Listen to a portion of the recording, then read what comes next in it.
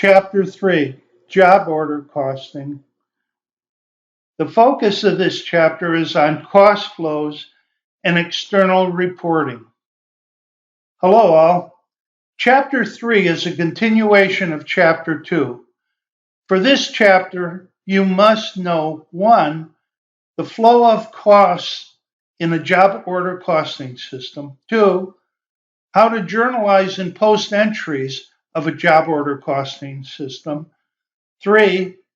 How to prepare schedules of cost of goods manufactured and cost of goods sold. 4. How to calculate underapplied and overapplied overhead costs. And 5. How to close the balance in manufacturing overhead to the appropriate accounts. As can be seen in our chart, product costs consist of direct materials, direct labor, and overhead. Each of these cost categories are carried on the books as inventory. During financial accounting, you studied merchandising firms like Kohl's and Target, which had a merchandise inventory account, which was used to record the cost of all goods purchased for resale. As can be seen on the chart, manufacturing firms have 3 inventory accounts.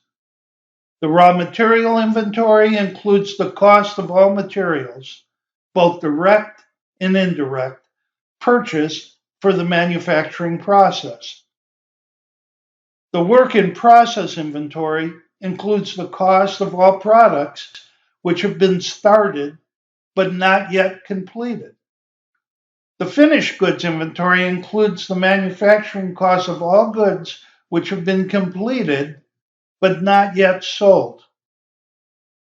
Each inventory account is a current asset, with the sum of the 3 representing the company's total inventory as listed on the company's balance sheet.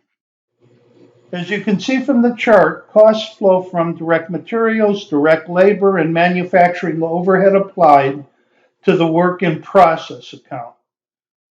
Work in process is sometimes referred to as the WIP account. While in work in process, materials, labor, and overhead are added until the product is completed. Upon completion, the total cost of goods manufactured are transferred out of the work in process inventory into the finished goods inventory for sale. Once the products are sold, their total cost is transferred out of finished goods inventory to cost of goods sold, which is then subtracted from sales to determine the gross margin.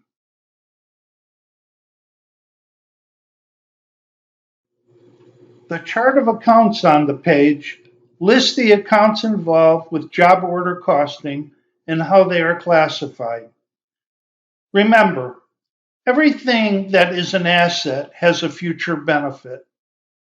From your days in financial accounting, recall that assets increase on the debit side, decrease on the credit side, and have a normal balance on the debit side.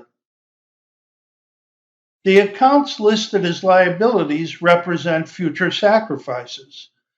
As liabilities, these accounts increase on the credit side, decrease on the debit side, and have a normal balance on the credit side.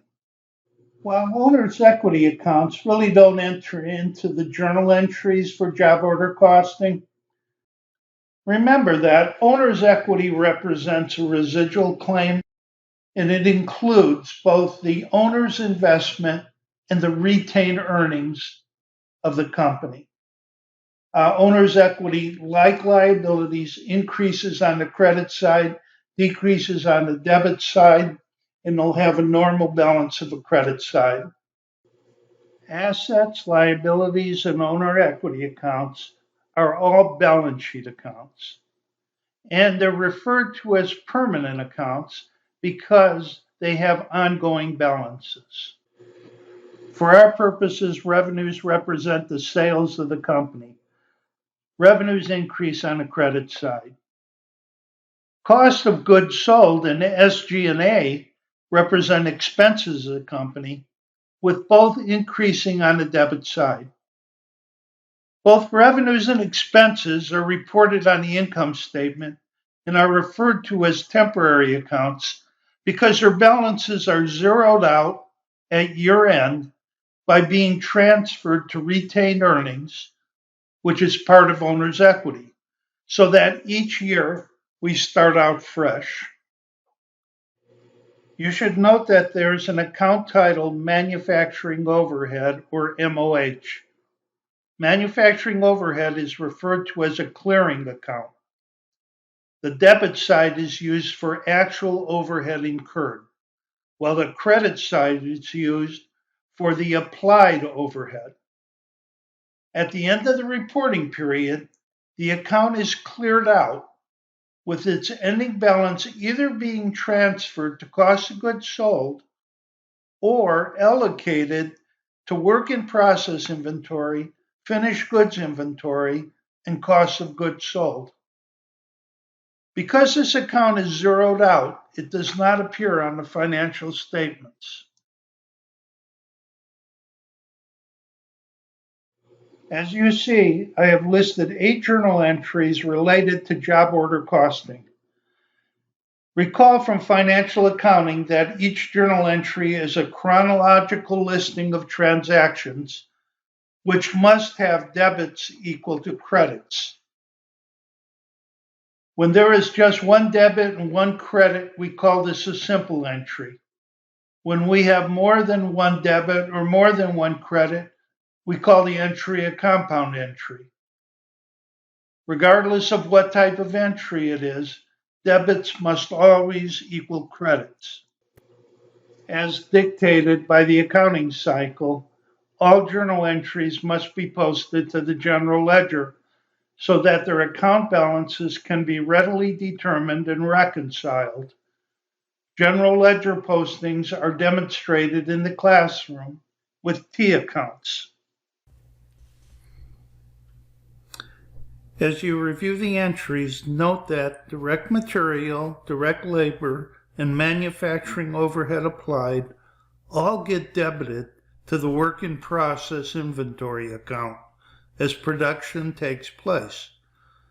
Once the job is completed, the cost is transferred out of work in process and into the finished goods inventory. The entry requires a debit to finished goods inventory and a credit to work in process. Once the sales takes place, a compound entry is entered, recording the sale and the transfer of finished goods to cost goods sold. You should review the entries on this page with the understanding that we will do drills in class and in your assignments. Let's turn to a discussion of manufacturing overhead.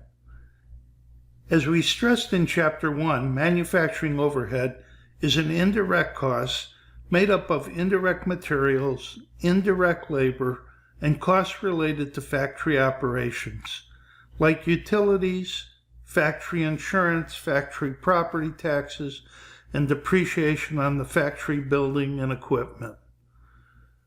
When manufacturing overhead is added to direct materials and direct labor, we get the total product cost.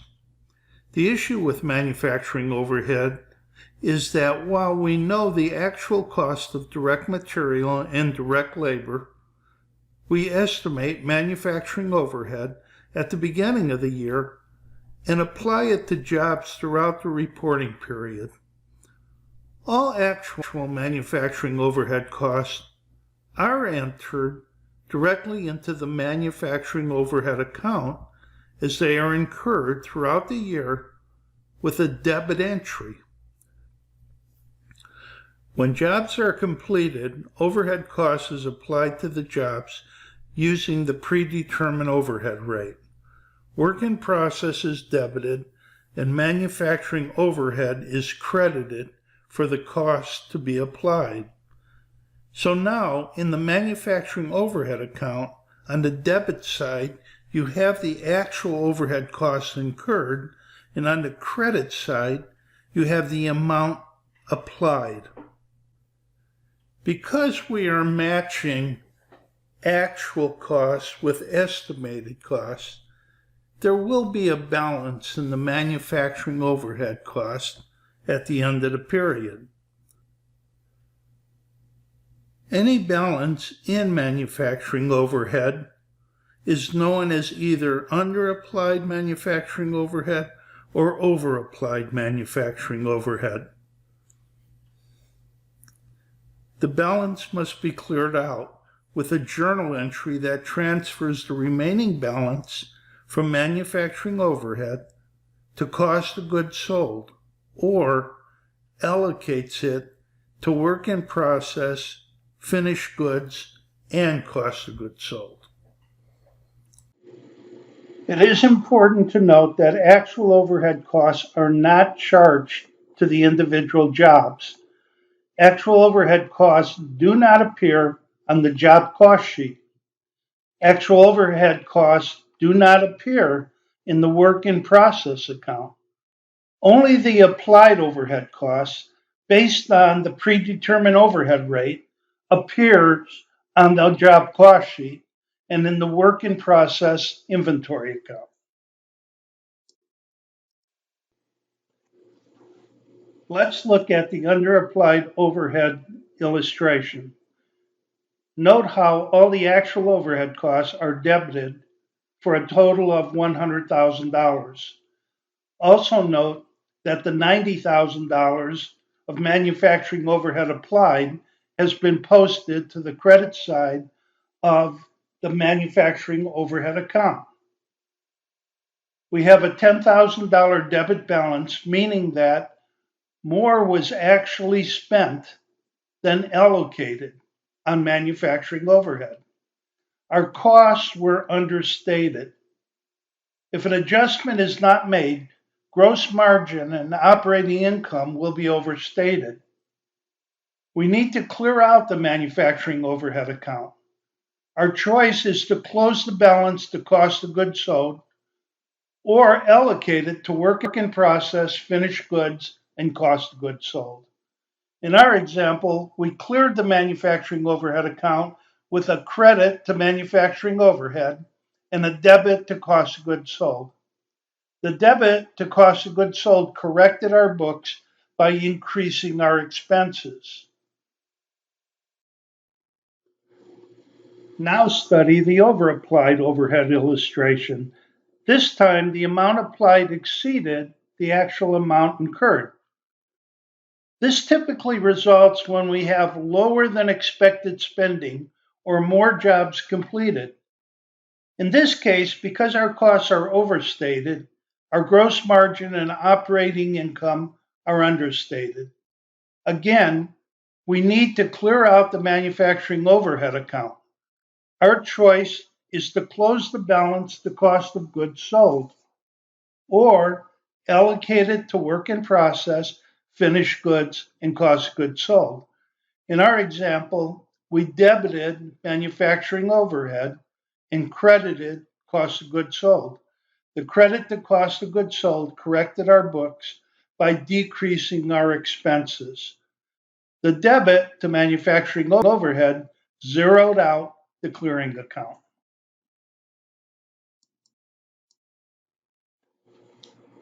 This slide illustrates how the manufacturing overhead account is cleared. Clearing entries zero out the manufacturing overhead account.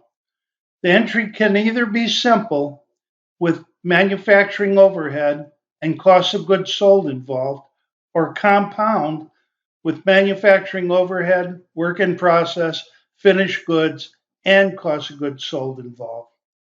Study the debits and credits for underapplied and overapplied manufacturing overhead to make sure that all makes sense.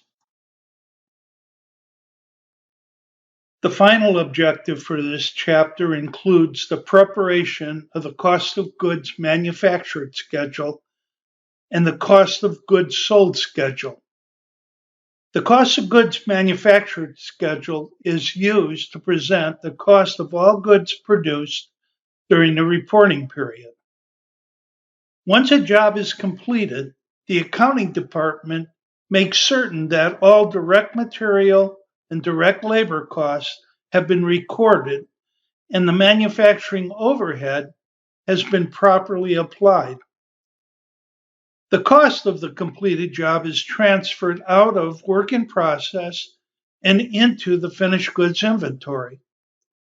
The cost of goods manufactured schedule summarizes the portion of those costs which remain in work in process inventory and those which are transferred to finished goods. The key elements for the schedule include direct materials, direct labor, manufacturing overhead applied, and work in process inventory. The total cost of goods manufactured derived from the schedule is used to calculate the cost of goods sold for the reporting period.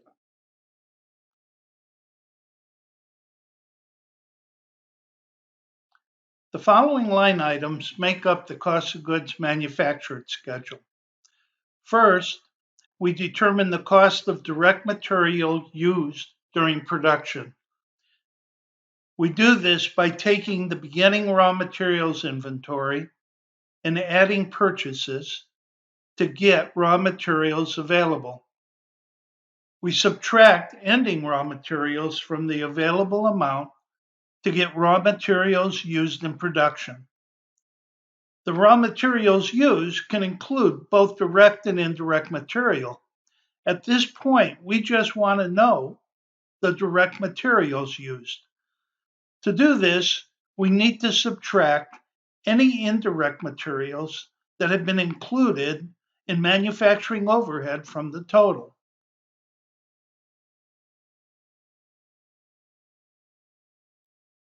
For our illustration, direct materials used started with beginning raw materials inventory of $25,000. We purchased $275,000 worth of materials, giving us a total raw materials available of $300,000.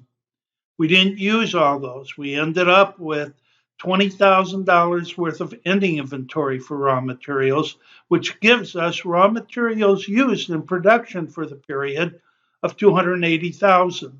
Now, in that $280,000, we used both direct and indirect material. So we back out the indirect material of $60,000 and we get direct material used of $220,000. Our second step is to determine the total manufacturing cost. So once the direct materials used in production is determined, we add direct labor and then manufacturing overhead applied to get the total manufacturing costs for the period. For our illustration, we add the direct materials used of $220,000 to the direct labor of $180,000 to the manufacturing overhead applied of $297,000. The total of those three came out to $697,000. That's our total manufacturing cost. Finally, we can calculate the cost of goods manufactured. The difference between total manufacturing cost and cost of goods manufactured is the change which takes place within the work in process inventory account. We calculate cost of goods manufactured by adding the beginning work in process inventory to the total manufacturing cost for the period, and then subtracting the ending work in process inventory. We now know our cost of goods manufactured. We will use the cost of goods manufactured to prepare the cost of goods sold schedule. In our illustration, we took the total manufacturing cost for the period of $697,000, added the beginning work in process inventory of $10,000 to it to get $707,000, and then subtracted what our ending work in process inventory was, or $32,000, to give us a cost of goods manufactured of $675,000. Once we know our cost of goods manufactured, we can prepare a cost of goods sold schedule. The cost of goods sold is an expense as it is a cost of doing business. Cost of goods sold for a merchandising or retail company is the cost of buying the items they sell in the store. For a manufacturing firm, the cost of goods sold is the cost of direct material, direct labor, and overhead used to make the products which are sold. The cost of goods sold calculation includes adding the cost of goods manufactured to the beginning finished goods inventory and then subtracting the ending finished goods inventory. You should note that for a manufacturing firm, the cost of goods sold schedule has both an unadjusted cost of goods sold and an adjusted cost of goods sold. The difference between the two represents the amount of the underapplied or overapplied overhead adjustment for the reporting period. The adjusted cost of goods sold then appears in the income statement of the reporting entity, where it is subtracted from sales to determine gross margin.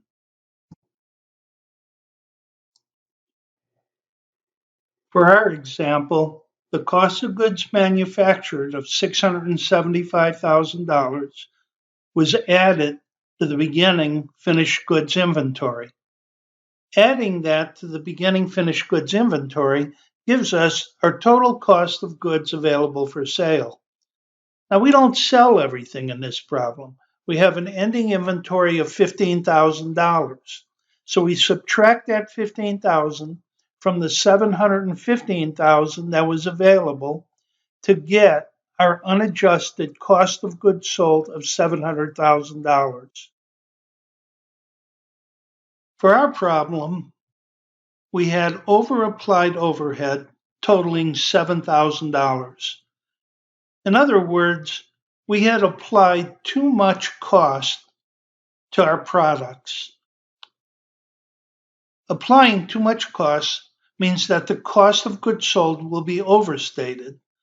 So we have to subtract the $7,000 from the $700,000 of unadjusted cost of goods sold to get an adjusted amount of $693,000. By doing so, we have accurately presented the cost of goods sold for the period. That takes care of Chapter 3. You have learned your cost concepts and have studied all aspects of job order costing. Thanks for watching the video. It's time again for drills. Good luck.